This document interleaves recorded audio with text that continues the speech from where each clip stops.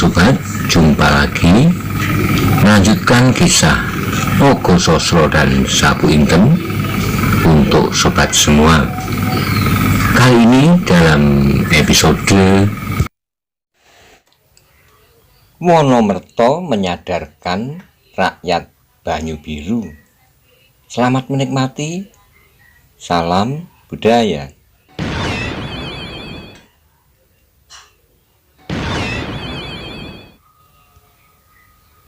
Pada episode sebelumnya dikisahkan Wonomerto, Sendang Papat dan Sendang Parapat bergabung dengan rakyat Banyu Biru yang sedang bersukaria dalam menikmati gamelan dengan ledek, sabung ayam, dan minum minuman yang memabukkan. Bagaimanakah kisah selanjutnya? Simak bersama-sama. Monggo kula aturi subscribe, like, komen, soho share, matur nuwun.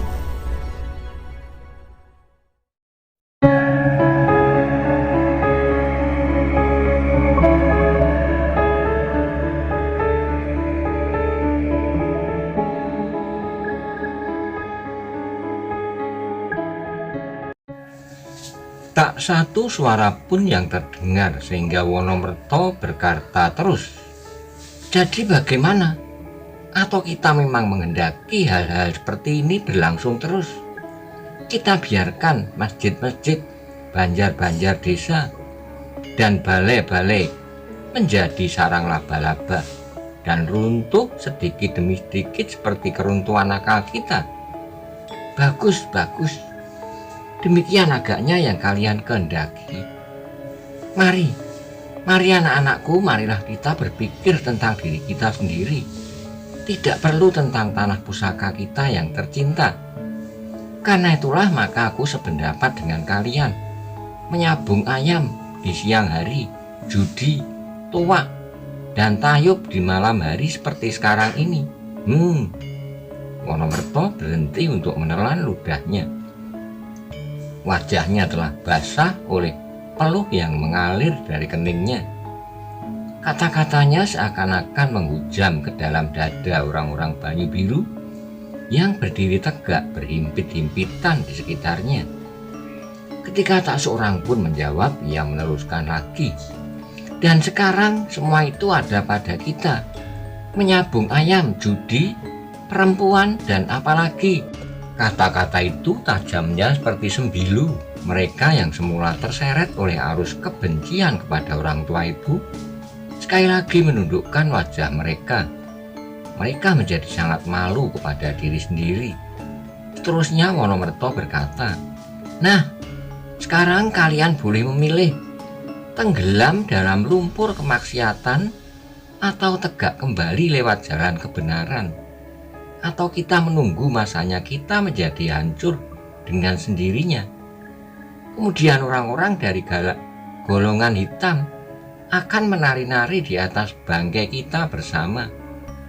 Sadar atau tidak sadar, apa yang kalian lakukan adalah sangat menguntungkan dan mempercepat keruntuhan kita, lahir dan batin. Sekarang kita dapat tertawa, menari, dan menyanyi. Tetapi besok kita akan mati dengan bau tua menghambur dari mulut kita. Dan kita telah kehilangan jalan untuk menghadap kembali kepada Tuhan kita." Tanah lapang itu benar-benar seperti padang luas yang kosong, sepi hening. Yang terdengar kemudian adalah Wonomerto kembali. "Sekarang kalian tinggal memilih. Aku berada di pihak kalian, dan apakah kalian pernah melihat wayang? Apakah kalian pernah mendengar cerita Baratayuda pada saat Pandhawa menuntut haknya kembali dari para Kurawa?" Juga tidak seorang pun yang memotong kata-kata Wonomerto sehingga ia dapat meneruskan. Dalam cerita pewayangan, wayang beber atau wayang kulit, diceritakan bahwa akhir dari Baratayuda itu yang sayang tidak memuaskan kita semua. Mengapa akhir dari Baratayuda itu menunjukkan kemenangan pihak Pandhawa tidak Kurawa. Wonomerto melihat kegelisahan rakyat Banyu Biru yang berdiri mengelilinginya. Pada wajah-wajah mereka nampak ketegangan yang mencekam, tetapi masih belum seorang yang berkata sepatah kata pun. Yang terdengar kemudian adalah suara Wonomerto kembali. Nah, baiklah, kali-kali kita mengadakan pertunjukan wayang 7 hari 7 malam. Sejak Kresna-duta sampai Karna tanding. Lalu seterusnya kita ubah Arjuna lah yang mati oleh Adipati Karna dari Awangga. Dan seterusnya berturut-turut habislah Pandhawa serta para putra gugur lebih dahulu. Juga Parikesit kita bunuh. Meskipun Wonomerto bercakap terus, namun perhatiannya tidak terlepas dari setiap wajah yang dengan tenang dan gelisah mendengar kata-katanya. Cerita wayang, apalagi Bharatayuddha, dianggap keramat oleh penduduk Banyu Biru. Tiba-tiba secara tepat Wonomerto mengungkapkan sindirannya dengan mempergunakan cerita itu, sehingga tiba-tiba terdengarlah seorang berkata meskipun perlahan-lahan, "Tidak bisa, Kiai. Bharatayuddha tidak bisa diubah demikian." Wonomerto pura-pura terkejut mendengar perkataan itu. Dengan mengerutkan keningnya ia menjawab, "Mengapa tidak bisa? Bukankah Prabu Astina, Prabu Kurupati dapat memberi kepada rakyatnya keleluasaan seperti yang kita kehendaki? Sabung ayam, judi, tayub, tuak, dan sebagainya. Sedang orang-orang Pandhawa sepanjang hidupnya hanya prihatin saja." "Tidak, Kiai," terdengar suara yang lain. "Kita tidak menghendaki demikian. Kita tidak menghendaki seperti orang-orang Astina di Banyu Biru." Kembali Wonomerto pura-pura terkejut. "Apakah yang kau katakan?" "Kami tidak menghendaki hal itu terjadi di Banyu Biru," ulang suara itu. "Yang mana yang tidak kau kehendaki? Bukankah Raja Astina, Ratu Gung Binathara, raja yang kaya, bukankah Adinda Baginda yang berjumlah 99 orang itu semuanya pandai berjudi, tayub, dan tuak? Bukankah di Astina ada seorang pendeta yang putus saliring ilmu, agar halus, yang kasat moto, yang tidak kasat moto, yang bernama Durna?" "Tidak, tidak," terdengar beberapa orang memotong kata-kata Wonomerto. "Kami tidak menghendaki itu." "Itu yang mana?" Wonomerto memancing ketegasan mereka. "Judi." "Kami tidak mau judi," jawab yang lain. "Oh, hanya itu saja," desak Wonomerto. "Tidak, tidak hanya itu. Kami tidak mau tuak," jawab beberapa suara berbareng. Judi dan tuak itu saja. Wonomerto merasa bahwa ia hampir mencapai maksudnya. Dan ada yang didengarnya kemudian sangat menyenangkannya. Orang-orang Banyu Biru itu kemudian berteriak, "Tidak, kami tidak mau judi, tuak, tayub, dan sabung ayam. Kami bukan orang-orang Astina. Kami adalah orang-orang Banyu Biru." "Tunggu dulu," potong Wonomerto. "Bukankah putra-putra Astina berada dalam asuhan Maha Pendeta Durna yang bijaksana, yang dapat memberikan kepada mereka kenikmatan jasmania, rohaniah dalam kekuasaan mereka atas Astina? Kami tidak mau pendeta itu. Kami tidak mau orang semacam Durna." Terdengar mereka berteriak-teriak, "Pendeta degleng, pendeta bermulut ular." Jadi bagaimana seterusnya? Bagaimana dengan akhir dari Bharatayuddha itu? Tanya Wonomerto. "Prabu Kurupati terbunuh, semua adik terbunuh. Pendeta Durna mati di tangan Drestajumena yang berhasil memancung lehernya," sahut mereka bersama. "Tetapi dengan demikian masyarakat yang kita cita-citakan jadi kemenangan Pandhawa, berarti kemenangan keprihatinan dari kemenangan lahiriah. tetapi juga berarti kemenangan dari jiwa rohaniah yang tawakal, percaya kepada keadilan yang Maha Pencipta. Dengan demikian kita tidak akan dapat membayangkan masyarakat seperti masyarakat kita malam ini, tetapi masyarakat yang bekerja keras menuju tata kehidupan yang tentram damai, toto tentrem, karto raharjo, gemah ripah loh jinawi. Semua terdiam, hening, sepi. Seandainya sepotong lidi jatuh di tengah lapang itu, suaranya pasti akan sangat mengejutkan. Angin malam yang lembut mengusap wajah-wajah yang terbanting-banting. Dalam keheningan itu tiba-tiba terdengar suara Wonomerto gemuruh seperti guruh yang membelah langit, langit dilapis. Hei rakyat Banyu Biru, katakan kepadaku sekarang, apakah kalian masih tetap pada pendirian kalian, supaya aku membiarkan kalian hanyut dalam arus kesenangan lahiriah yang berpangkal melulu pada nafsu yang tak terkendali seperti sekarang ini? Tak ada suara yang terdengar. Karena itu Wonomerto meneruskan, jawablah pertanyaanku, apakah kalian masih akan meneruskan cara hidup kalian yang sekarang ini? Judi, tuak, tayub, dan berkelahi sesama kita karena kita sudah mabuk. Mula-mula yang terdengar hanyalah suara-suara bergumam. Namun kemudian terdengarlah suara mereka, sahur Manuk. Tidak, tidak, tidak. Wonomerto kemudian meneruskan, nah, dengarlah baik-baik. Aku ingin bertanya sekali lagi, apakah cara hidup kita ini akan kita akhiri? Ya Kiai, ya, kita akhiri sampai di sini, sahut mereka berebut keras. Bagus, itulah yang aku harapkan. Rakyat Banyu Biru yang sejati, kalian harus melupakan racun dengan perlahan-lahan membunuh kalian, membunuh semangat kalian, sehingga kalian lupa pada masyarakat yang kalian cita-citakan, lupa kepada kampung halaman, lupa kepada pribadi kalian. Nah, dengarlah baik-baik, Aryo Saloko itu akan datang, benar-benar akan datang. Tiba-tiba meledaklah suara mereka gemuruh. Kita sambut anak muda itu di antara kita. Kita sudah sampai pada cerita lahirnya Parikesit, dan Parikesit itu akan datang membebaskan kita. Teriakan-teriakan yang gemuruh itu mengumandang sampai beberapa saat. Tiba-tiba di antara suara gemuruh itu terdengar sebuah teriakan.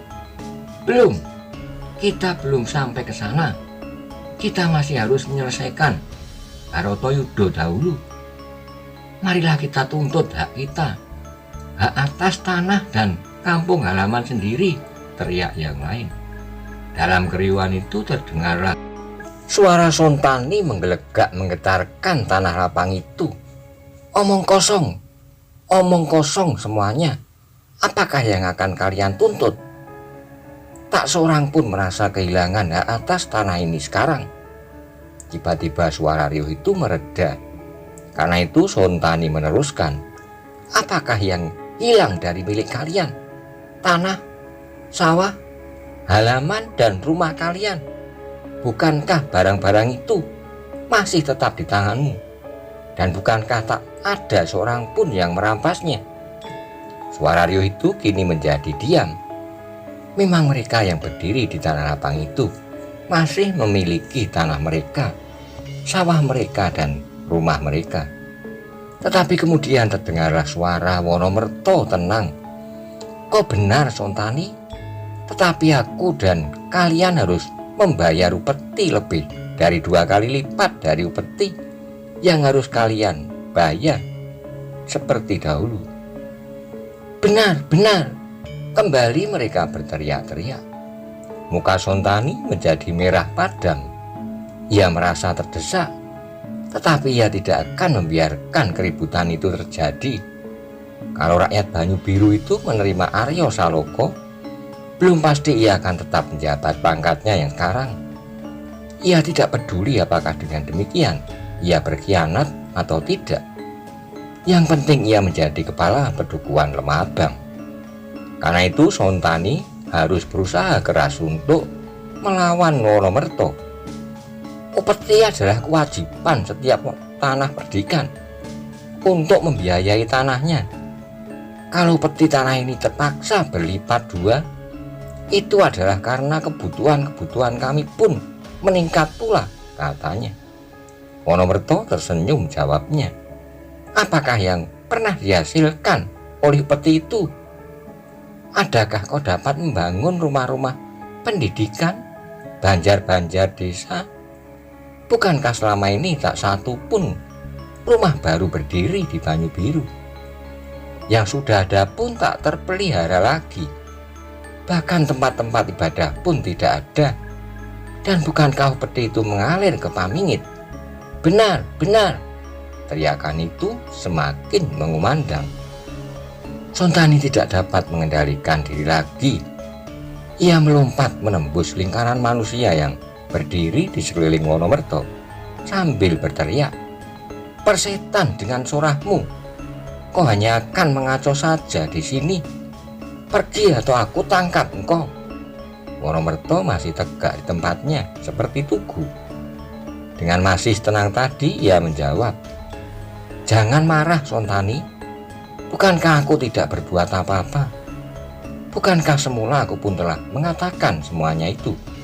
Bahkan semula aku pun telah mengatakan bahwa aku berada di pihak kalian, apapun yang kalian kehendaki. Dan sekarang kalian menghendaki meletakkan segala sesuatunya pada tempat-tempat yang sewajarnya, yang seharusnya tidak lebih dan tidak kurang. Bukan judi, tuak, nafsu, dan kekuasaan. Inilah suatu usaha untuk menegakkan kebenaran dan keadilan yang sebenar-benarnya. Jangan berkicau, Menco tua. Aku perintahkan kau meninggalkan tempat ini sebelum aku sumbat mulutmu dengan tanganku." Sontani sudah tidak dapat menyabarkan diri lagi. "Jangan, Sontani," jawab Wonomerto masih tenang tadi. "Akibatnya tidak akan menjadi lebih baik." Tetapi Sontani telah kehilangan akalnya. Ia melangkah semakin dekat. Wajahnya yang keras dan matanya yang hitam kelam menunjukkan betapa kerasnya hatinya. Sementara itu Sendang Papat dan Sendang Parapat telah meninggalkan tempat mereka. Dengan tanpa menarik perhatian, mereka telah berada di antara rakyat Banyu Biru yang berdesak-desakan itu. Mereka melihat betapa Sontani dengan marah menghampiri Wonomerto. Tetapi karena Sontani agaknya seorang diri, maka Sendang Papat dan Sendang Parapat pun menyabarkan diri mereka dan melihat saja apa yang akan terjadi. "Wonomerto," kata Sontani dengan suara yang bergetar oleh kemarahannya, "janganlah menjawab pertanyaanku, tetapi kau hanya bisa melaksanakan. Tinggalkan tempat ini." Wonomerto masih belum bergerak, tetapi orang-orang berdiri melingkar itu menjadi cemas. Sontani adalah seorang yang benar-benar keras hati. Ia benar-benar dapat melakukan apa saja yang ia katakan. Tapi Wonomerto belum juga beranjak dari tempatnya. Maka ketika ia melihat Sontani semakin dekat di hadapannya, ia mencoba untuk sekali lagi menjawab. Tetapi demikian Wonomerto menggerakkan mulutnya, Sontani sudah membentaknya, "Jangan menjawab dengan kata-kata, pergi." Wonomerto memandanginya dengan seksama dari ujung rambutnya sampai ke ujung kakinya. Maka ketika ia sudah mendapat ketetapan hati, sengaja ia berkata, "Mengapa tidak boleh?" Sontani telah benar-benar marah ketika ia mendengar Wonomerto masih berkata lagi. Ia tidak dapat mengendalikan dirinya. Dengan satu loncatan ia telah berhasil menangkap baju Wonomerto dan mengguncangnya sambil membentak, "Jangan menjawab, kau hanya bisa pergi dari sini." Gerakan Sontani itu tiba-tiba telah menggerakkan semua orang yang berdiri di sekeliling mereka berdua. Tiba-tiba mereka menjadi sedemikian benci terhadapnya, terhadap orang yang gila pangkat dan gila hormat itu. Ketika Sontani sekali lagi mengguncang baju Wonomerto, terdengarlah sebuah teriakan, "Lepaskan dia, Sontani, lepaskan!" Sontani melirik ke arah suara itu, namun ia tidak mau mendengarkan. Sehingga tiba-tiba dari arah lain terdengar pula suara, "Sontani, jangan main kekerasan. Diam kalian," bentak Sontani. "Aku dapat berbuat apa yang aku kehendaki. Jangan turut campur." "Jangan keras kepala, Sontani," terdengar suara yang lain. "Supaya kami tidak berkeras kepala pula." Sontani menjadi gemetar. Tapi suara-suara itu terus saling menyusul.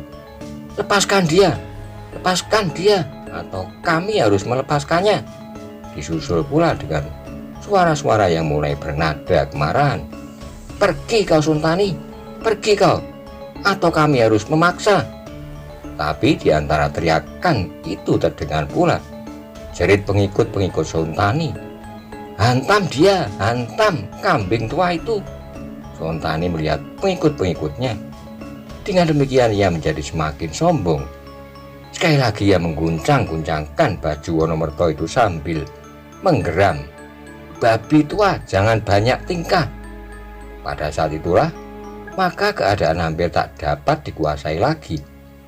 Kedua belah pihak hampir saja bertindak, dan apabila demikian di tanah lapang itu akan terjadi medan pertempuran kecil-kecilan. Tiba-tiba Wonomerto berteriak tanpa memedulikan Sontani, "Hei, orang-orang Banyu Biru, sadarlah pada diri kalian masing-masing. Jangan dibiarkan perasaan kalian menjerat kalian ke dalam suatu perbuatan yang tolol." Teriakan Wonomerto itu ternyata berpengaruh juga. Berapa orang mengurungkan niatnya dan memandangnya dengan heran.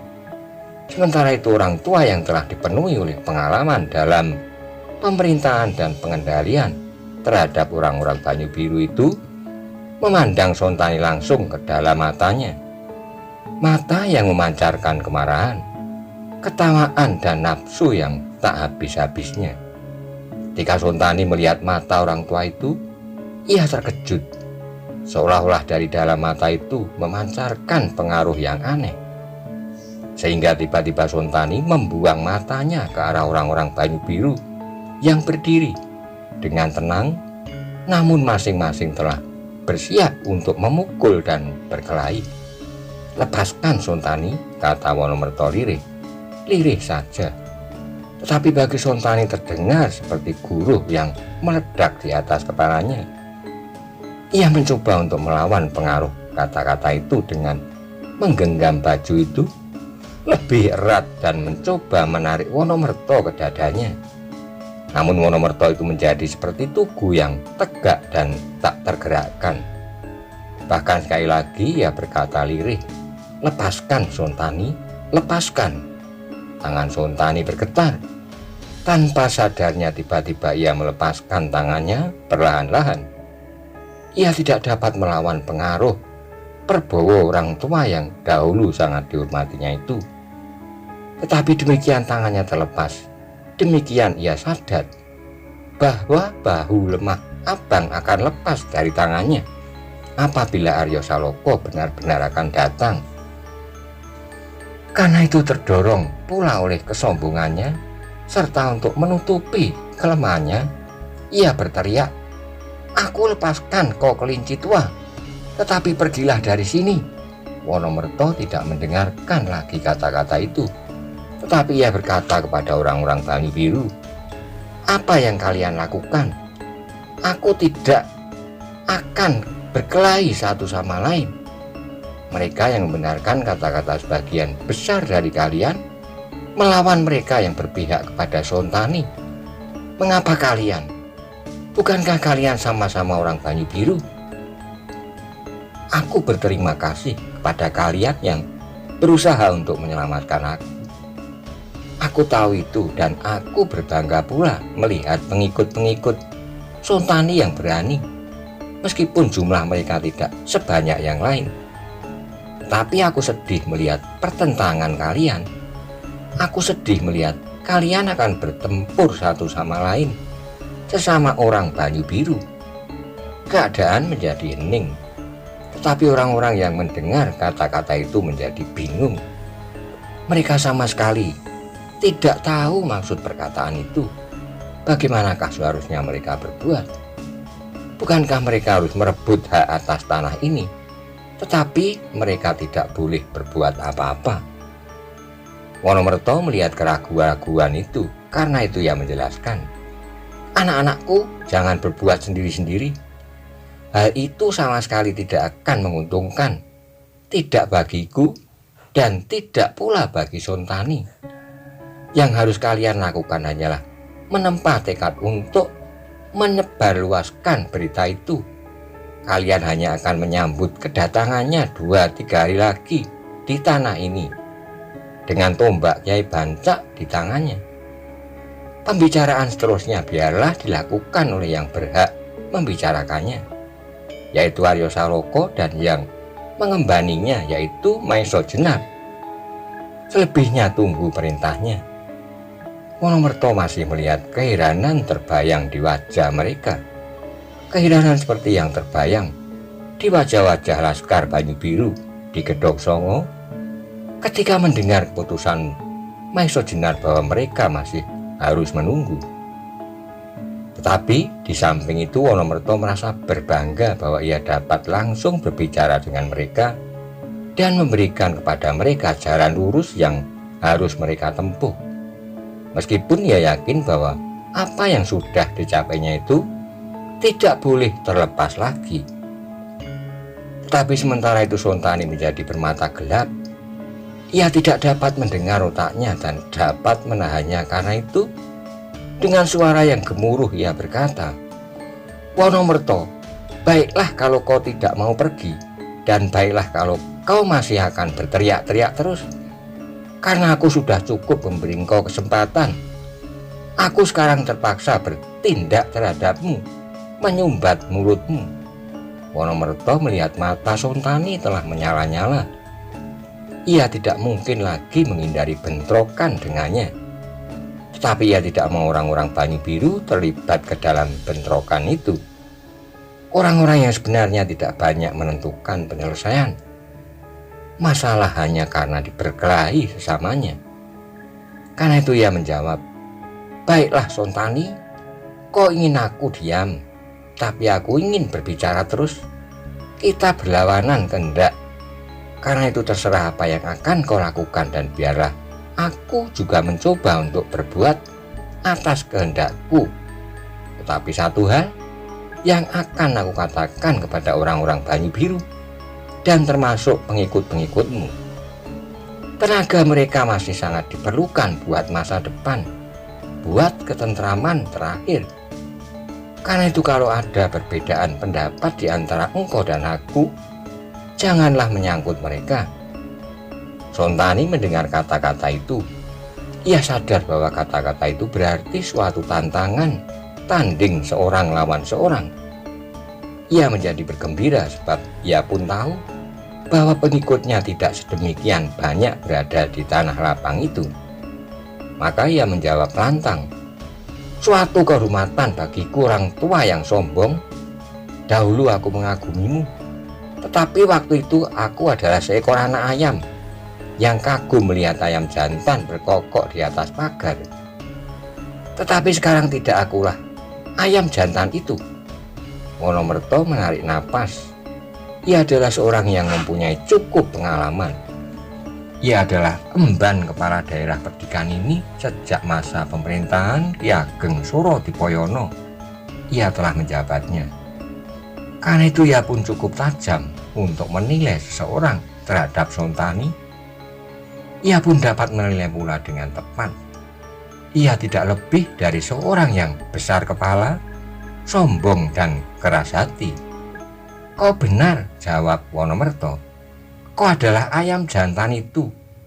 Hanya saja kau adalah ayam jantan yang berkokok setelah matahari hampir terbenam." Sontani menggeram. Sekali dua kali ia melihat berkeliling, tetapi ia tidak melihat sendang papat dan sendang parapat. Tersenyum melihat kesombongannya. Sontani dengan sombongnya seolah-olah berkata kepada rakyat Banyu Biru, "Inilah aku Sontani, bau dari pedukuhan Tanah Abang." Kemudian kepada Wonomerto ia berkata, "Wonomerto, bukan salahku kalau kemudian tanganmu patah atau lehermu terpuntir, sebab kau adalah orang tua yang tak tahu diri." Wonomerto tersenyum-senyum yang sangat menjemukan bagi Sontani. Karena itu ia menggeram sekali lagi dan berkata, "Bersedialah, lihatlah bintang-bintang di langit dengan seksama. Barangkali ini untuk yang terakhir." "Yang terakhir?" tanya Wonomerto heran. "Ya, sebab ada suatu kemungkinan bahwa dengan tersentuh tanganku kau akan mati," jawab Sontani dengan sombongnya. Wonomerto mengangguk-angguk. Sontani benar-benar sombong dan kesombongan itu menjengkelkan sekali. Maka jawab Wonomerto, "Gemintang yang bercahaya, cahaya itu, jadi kau tidak akan memandangnya untuk yang terakhir kalinya.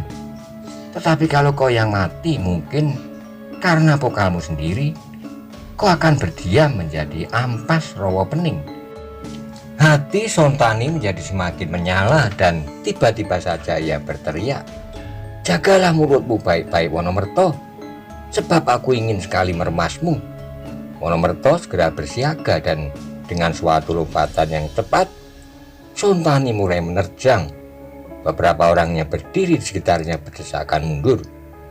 Dada mereka terguncang. Sontani adalah seorang yang kasar dan keras hati. Karena itu serangannya pun kasar pula. Beberapa orang menjadi cemas apakah Wonomerto dapat menjaga dirinya menghadapi bau pedukuhan Lemah Abang yang sedang gila untuk mempertahankan kedudukannya itu. Wonomerto heran melihat serangan Sontani yang dapat demikian cepat. Ia mengenal Sontani 5 tahun yang lalu sebagai seorang yang selalu merasa tidak puas, dan sekarang orang itu berjuang untuk mempertahankan kepuasan-kepuasan yang pernah dicapainya, kepuasan-kepuasan lahiriah yang tak berharga sama sekali. Wonomerto segera menghindarkan diri dengan satu gerakan yang sederhana, dan itu menambah kemarahan Sontani. Meskipun beberapa tahun yang lampau ia benar-benar mengagumi orang tua itu, tetapi sementara ini ia merasa bahwa ia telah bertambah dewasa dalam ilmu tata perkelahian. Dengan gerakan-gerakan yang keras ia bertempur dengan penuh nafsu. Tangannya bergerak berputar-putar seolah-olah roda yang berputar, hendak menggilas lumat orang tua yang memuakkan itu. Mengalami serangan yang datang bertubi-tubi itu, Wonomerto menarik dirinya beberapa langkah surut. Ia baru dalam taraf mempelajari gerakan-gerakan lawannya yang cukup cepat dan berbahaya itu. Tetapi Sontani yang sedang marah itu tidak memberinya kesempatan.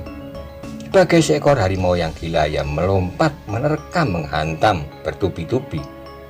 Tetapi Wonomerto cukup berpengalaman. Karena ia merasa lebih tua, maka ia menjaga agar ia tidak kehabisan napas di tengah jalan. Karena itu ia bertempur dengan sangat menghemat tenaga. Meskipun demikian, setiap gerakan Wonomerto cukup memberi perlawanan yang gigih, sehingga setelah beberapa saat mereka bertempur, Sontani sama sekali tak berhasil menyentuhnya. Karena itulah maka hatinya menjadi semakin membara. Dengan demikian ia menjadi semakin buas dan liar. Sontani mengerahkan segenap tenaganya untuk secepatnya menghancurkan orang tua yang akan menjadikan sebab hilangnya kekuasaan yang sudah berada di tangannya atas pedukuhan Lemah Abang yang subur di pinggiran kota Banyu Biru itu.